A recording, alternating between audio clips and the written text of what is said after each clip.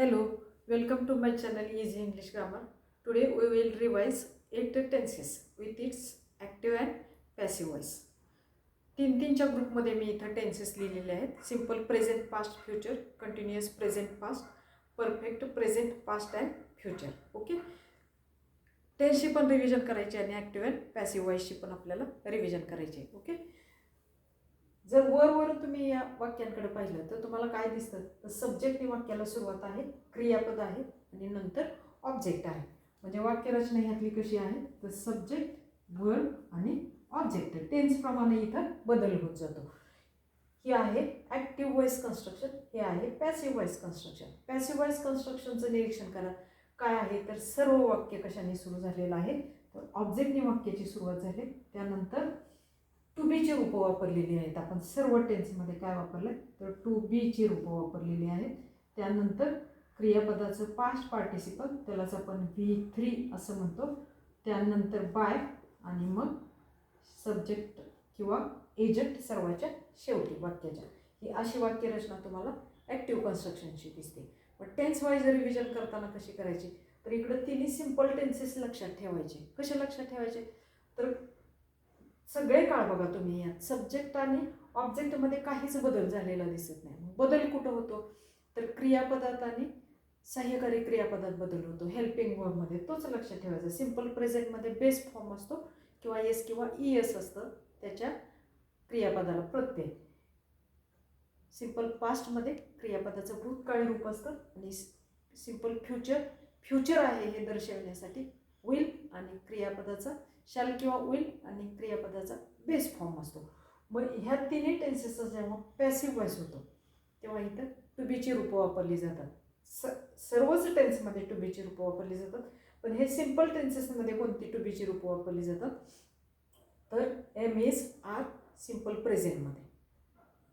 To बीची ही वर्तमानकाळी स्वरूपं आहेत.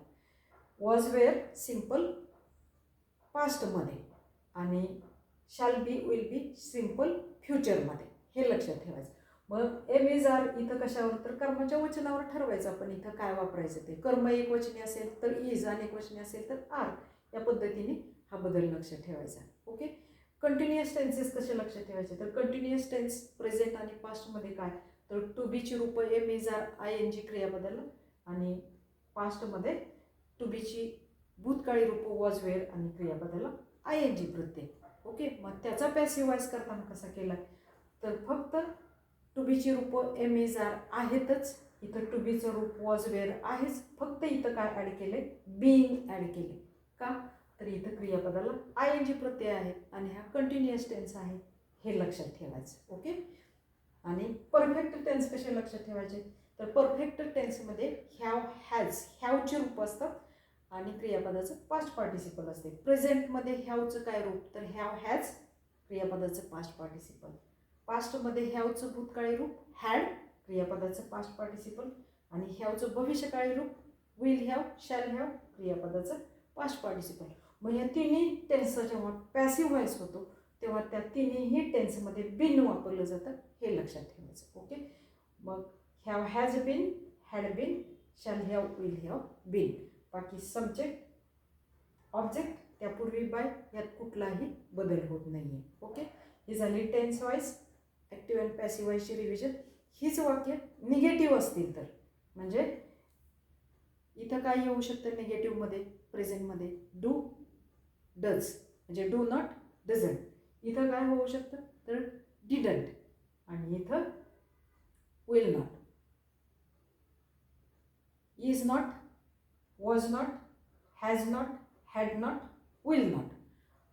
पॅसिव्ह वॉइसमध्ये जेव्हा आपण नॉट घेतो तेव्हा टू बीच्या रूपानंतर नॉट वापरायचं. ओके, मग वाक्य कसं होतं, इकडं जर डू नॉट डज नॉट असेल तर, म्हणजे she doesn't write a letter असेल तर इथं a letter is not written by her, a letter was not written by her, a letter will not be written by her. ही एवढीच गोष्ट लक्षात ठेवायची. इथं विल नंतर आपल्याला नॉट वापरायचं आहे. ओके, ही दोन जी सहाय्यकारी क्रियापद आहेत तिथं विल पण आहे बी पण आहे. पहिल्या सहाय्यकारी क्रियापदानंतर नॉट वापरायचं. ओके, इथं जेव्हा आपण पॅसिव्ह व्हॉइस करतो कंटिन्युअस टेन्सेसचा तेव्हा is not being, was not being. जेव्हा परफेक्ट टेन्सचा करतो तेव्हा has not been, had not been, आणि इथं फ्युचरमध्ये काय लक्षात ठेवायचं, विल नॉट हॅव बीन. कारण इथं 3 सहाय्यकारी क्रियापद आहे. पहिल्या सहाय्यकारी क्रियापदानंतर काय वापरायचं आहे आपल्याला, नॉट वापरायचं आहे. ओके, हे लक्षात ठेवायचं. आपले निगेटिव्ह सेंटेन्ससुद्धा पॅसिव्ह वॉइसमध्ये कन्वर्ट होतात. लेक्चर आवडलं असेल तर चॅनलला लाईक, शेअर, सबस्क्राईब करा.